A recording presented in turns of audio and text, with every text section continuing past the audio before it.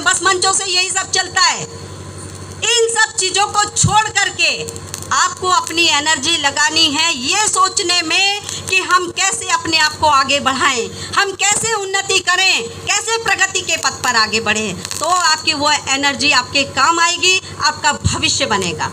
और हम ये नहीं सोचते हैं, हम एक दूसरे की टांग खींचने में टाइम वेस्ट करते रहते हैं, एक दूसरे को नीचा दिखाने में लगे रहते हैं, हम अपनी प्रतिष्ठा अपने आप पाने के लिए लगे रहते हैं। हम कहीं मान सम्मान के भूखे होते हैं, कहीं किसी चीज़ के भूखे होते हैं, और हम समय को नहीं पकड़ते। आज भी मैं देख रही हूँ, मैं सुबह बच्चों 9:30 बजे यहाँ पहुँच चुकी थी, क्योंकि मैं समय की बहुत पाबंद हूँ। मुझे समय की महत्ता को पता है। यदि मैं समय को नहीं पकड़ूंगी तो समय मेरे लिए लौट के नहीं आएगा।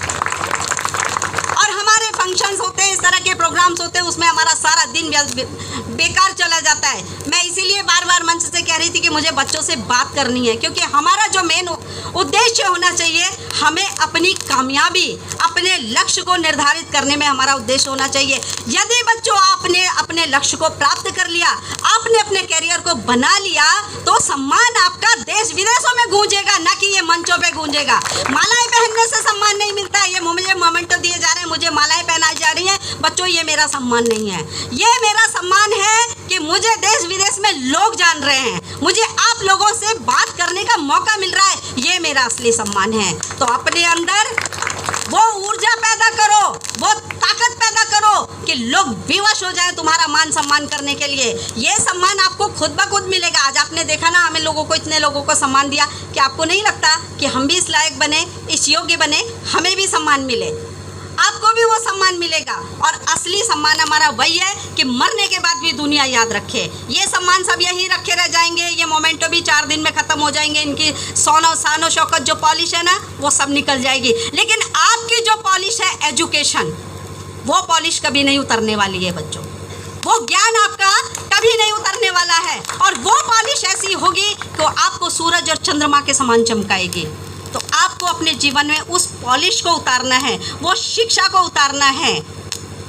बाबा साहेब ने क्या कहा था कि शिक्षित बनो, संगठित रहो और संघर्ष करो। हम उस तबके को बिलोंग करते हैं जहां पग पग पर हमें संघर्ष झेलना पड़ेगा। चाहे हम एजुकेशन भी प्राप्त कर लें, हम कितना ही टैलेंट अपने अंदर ले आए, लेकिन उस टैलेंट को हमारे आसानी से स्वीकारा नहीं जाएगा। हमें हर कदम पर नीचे धकेलने की कोशिश की जाएगी। एक तो दूसरे लोग हमें नीचे धकेलते हैं, दूसरे हमारे अपने खुद के लोग भी टांग पकड़ के हमें नीचे खींचने की कोशिश करते हैं। तो ऐसे समय में हमारा संघर्ष बहुत तगड़ा हो जाता है। मैं आज यहाँ पे खड़ी हूँ, मैं आपको ये नहीं बताऊँगी अपने संघर्षों की कहानी, मैंने कितना कुछ किया, कितनी डिग्रियाँ, वो सब आपको गूगल पे मिल जाएंगी। आप मेरा नाम गूगल पे डालेंगे, आपको मेरी सारी जानकारी मिल जाएगी। लेकिन मैं यहाँ तक पहुँची कैसे? मैंने अपने मन में ठाना कि मैं अपने आप को नदी का वो बहाव बना दूंगी कि कितनी भी बाधाएं मेरे रास्ते में आए, वो मेरे रास्ते को रोक नहीं सकती। और वो रास्ता आपने खुद में बनाना है, अपने अंदर खुद को तलाशना है, अपने अस्तित्व को, अपनी अस्मिता को आपने खुद बनाना है। और वो कब बनाएंगे आप? जब आप शिक्षा ग्रहण करेंगे। अभी मेरी भाई बात हो रही थी, मैं भाई विजेंद्र जी के घर में बैठी थी, बेटे से बात हो रही थी, उनकी बेटी से बात हो रही थी। बेटा कह रहा था मुझे पढ़ने में डर लग रहा है, मैं किताबों से डरता हूँ। तो मैंने उस बच्चे से पूछा, मैंने कहा बेटा तू मोबाइल पकड़ता है, मोबाइल से डर नहीं लगता? बोला नहीं लगता है डर, किताबों से डर लग रहा है लेकिन मोबाइल से डर नहीं लग रहा है। मोबाइल में वो बहुत सारे आप लोग मैसेज देख सकते हैं, पढ़ सकते हैं, बहुत सारी ऐप डाउनलोड कर सकते हैं। अनपढ़ से अनपढ़ बच्चा भी मोबाइल को चला सकता है, लेकिन बुक क्यों नहीं पढ़ सकते भाई आप?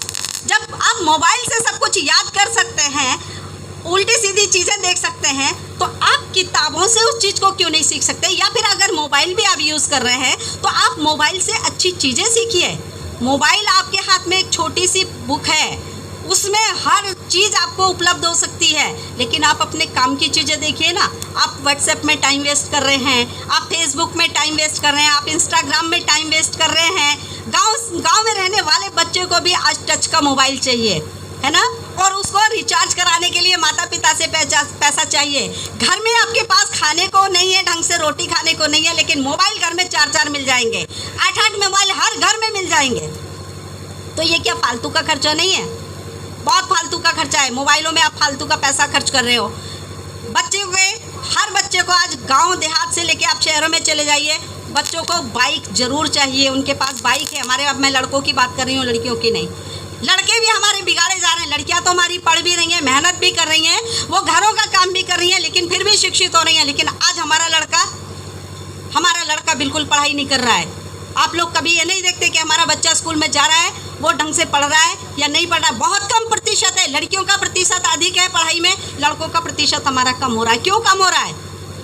अभी बात आ रही थी कि नगर पालिका का रास्ता दिखाई देता है उनको, केवल नगर निगमों का रास्ता दिखाई देता है। क्यों दिखाई देता है? क्योंकि हमारे बच्चे बर्बाद हो गए। आज मोबाइल में, सोशल मीडिया में बर्बाद हो गए। नशे ने उनको बर्बाद कर दिया है। हमारे माता पिता देख ही नहीं रहे हैं, क्योंकि घरों में खुद नशा जब हमारे चल रहा है। अभी बात हो रही थी ना कि मीट मत खाओ, मछली मत खाओ, शराब मत पियो, ये मत करो। जब हम अपने घर को नहीं सुधार पा रहे हैं, हम अपनी खुद को नहीं सुधार पा रहे हैं, तो हम अपनी जनरेशन को कैसे सुधारेंगे? तो सबसे पहले तो घर में आप लोग भाइयों, मैं आप सबसे, माता पिता से निवेदन कर रही हूँ कि अपने घरों में सबसे पहले तो आप नशाखोरी को छोड़ दीजिए।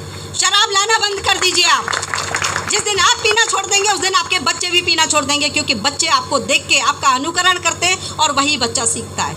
आप खाने के शौकीन हैं, खाना खाइए, स्वाद के लिए खाइए, अच्छी बात है, पेट भरने के लिए खाइए, लेकिन दिखावे के लिए मत खाइए कि मैंने देख तूने आज ये बनाया तो मेरे घर में आज ये बना, आज वो बना। आप जितना पैसा खाने में, जो एक्स्ट्रा दिखावा करने में बर्बाद करेंगे, वो पैसा आप अपने बच्चों की पढ़ाई में लगाइए। भी शादी वाली बात कही थी कि बच्चों के लिए कार दी जाती, सब कुछ दिया जाता है और उनकी शादियाँ की जाती हैं। मैं एक सेमिनार में गई थी, ये दिल्ली का सेमिनार था, तो वहाँ पे एक पत्रकार बंधु आए थे, वो सबसे इंटरव्यू ले रहे थे और बहुत सारी बच्चियों का उन्होंने इंटरव्यू लिया। तो वो बच्चियाँ अपनी व्यथा व्यक्त